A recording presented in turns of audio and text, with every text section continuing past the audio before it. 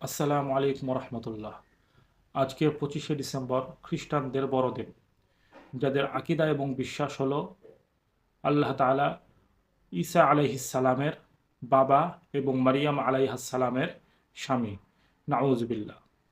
তারা আজকের দিন পালন করছে, করুক, কিন্তু কোনো মুসলমান যদি আজকের এই দিনকে উদ্দেশ্য করে শুভেচ্ছা বিনিময় করে, তাহলে বুঝে নিতে হবে সে মুসলমানও আল্লাহ তাআলাকে পিতা এবং স্বামী হিসাবে স্বীকৃতি দিচ্ছে, যেটা সম্পূর্ণ তাওহীদ বিরোধী। আল্লাহ তাআলা আমাদেরকে জানিয়ে দিয়েছেন, লাম ইয়ালিদ ওয়ালাম ইউলাদ।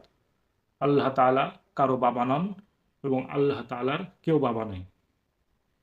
সেজন্য আমাদেরকে এই সমস্ত শিরকি কাজ থেকে দূরে থাকতে হবে। যার যার ধর্ম সে পালন করছে, কিন্তু আমরা মুসলমান হওয়ার পরে এমন কোনো কাজ, কথা বা আচরণ অথবা কোনো প্রথা লালন করব না, যার দ্বারা আমার ঈমান চলে যাবে।